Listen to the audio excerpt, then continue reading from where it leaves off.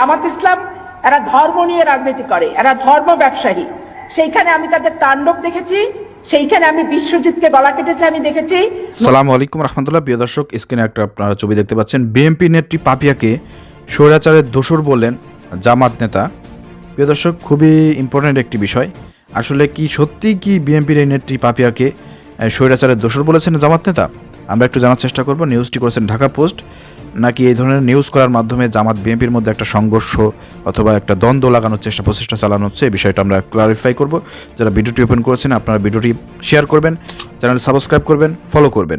প্রিয় দর্শক, চাঁপাইনবাবগঞ্জ জেলা বিএনপির সাবেক সাধারণ সম্পাদক সৈয়দা আসিফা আশরাফি পাপিয়াকে স্বৈরাচারের দোসর বলে সামাজিক যোগাযোগ মাধ্যমে ফেসবুকে পোস্ট করেছেন জামাত ইসলামের কেন্দ্রীয় নির্বাহী পরিষদের সদস্য ও ঢাকা মহানগর দক্ষিণের আমির নুরুল ইসলাম বুলবুল। প্রিয় দর্শক, এখন আমরা একটু বিস্তারিত শুনবো। আপনাদেরকে একটু বলে রাখি, এই পাপিয়া হচ্ছে আপনার হারুনা রশিদ, তার স্ত্রী। বিএনপির রিসেন্টলি যে হারুনা রশিদ নেতা, তিনি বলেছেন যে আপনার ওই যে বলেছে জামাত ইসলাম হচ্ছে একটি উগ্রবাদী দল, তারা ধর্ম ব্যবসা করে। রিসেন্টলি আপনারা শুনছেন না, এই সেই হারুনা রশিদ। তার বউ হচ্ছে এই পাপিয়া, এই গলাবাজ পাপিয়া, বিএনপির গলাবাজ পাপিয়া। আপনারা কি দেখেছেন যে বিগত এই 15 বছর ধরে এই পাপিয়ার কোনো একটা ফসমে কোনো নাড়া রাখছে? তার কোনো একটা বিপদ হয়েছে? হারুনা রশিদ একটা হামলা জেল জরিমানার শিকার হয়েছে, এদের চুল পরিমাণ গায়ে আঘাত লাগে নাই। আরও এই যে গত 18 নির্বাচনে তাদেরকে আওয়ামী লীগ সিট দিয়েছিল, 7-8জন এমপি তারা আপনার এই সংসদে গিয়েছিল, গিয়ে তারা আরও সরকার সুযোগ সুবিধা তারা ব্যবহার করেছে, রাজার হরে ছিল, আরামে এসেছিল। তার স্ত্রী এই পাপিয়া, সে রিসেন্টলি কয়েকদিন আগে আপনার ভারতের একটা রিপাবলিক টিভিতে সেখানে বক্তব্য রেখেছে। তিনি বলেছে যে আমরা দেখেছি জামাত শিবির কীভাবে বিভিন্ন ইউনিভার্সিটিতে রক কাটে মানুষের। এই যে বিশ্বজিৎকে হত্যা করেছে ছাত্রলীগই সবাইকে ফাঁসি দেওয়া হয়েছে এবং তাদেরকে আবার সেই ফাঁসির রায় বাতিল করে দিয়ে তাদেরকে সাধারণ ক্ষমা ঘোষণা করে দিয়েছে আওয়ামী লীগের বিচারপতিরা। সেই বিশ্বজিৎকে হত্যা করেছে, সেই পাপিয়া বলছে আমি দেখছি বিশ্বজিৎকে এই শিবিরের লোকজন হত্যা করেছে। সেইখানে আমি বিশ্বজিৎকে গলা কেটেছে আমি দেখেছি, নতুন তপনকে পুড়িয়ে মেরেছে সেটা আমি দেখেছি।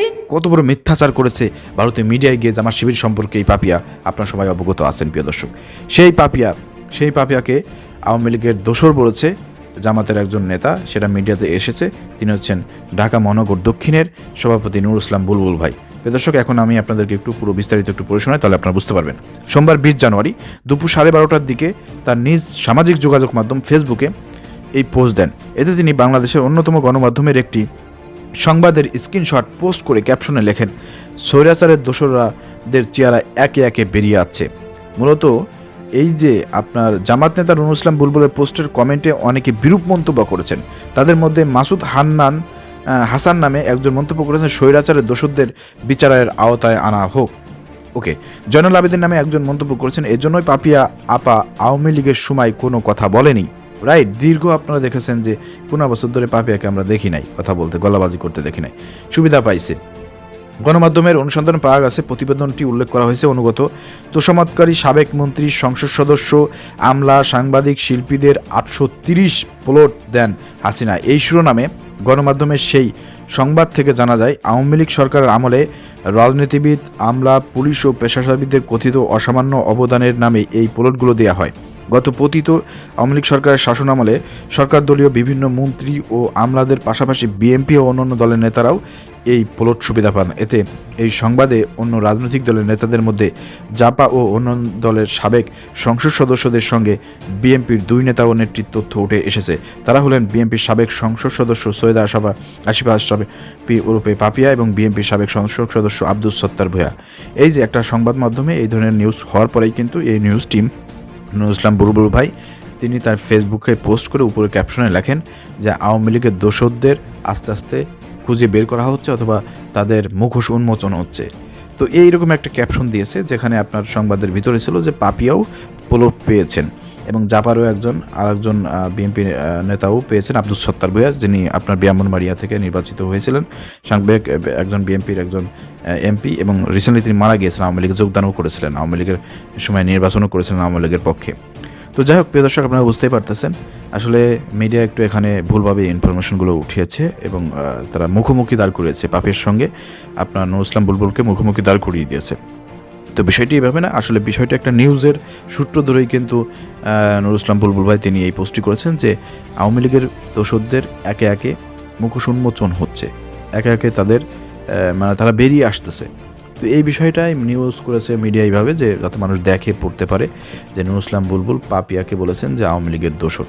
তো যাই হোক প্রিয় দর্শক, আপনারা বুঝতে পারতেছেন পাপিয়া যে আওয়ামী লীগের দোসর সেটা মানে আমাদের আর বুঝতে ভুল হচ্ছে না, আমাদের চিনতে ভুল হচ্ছে না, কারণ তার বর্তমান যে বক্তব্য আমরা দেখে বুঝতে পারতেছি।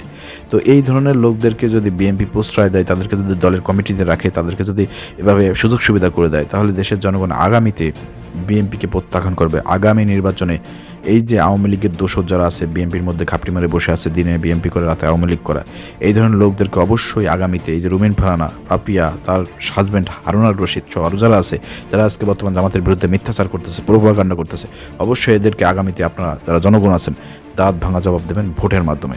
ভিডিও শেয়ার করে দেবেন। ধন্যবাদ। আসসালামু আলাইকুম রহমতুল্লাহ।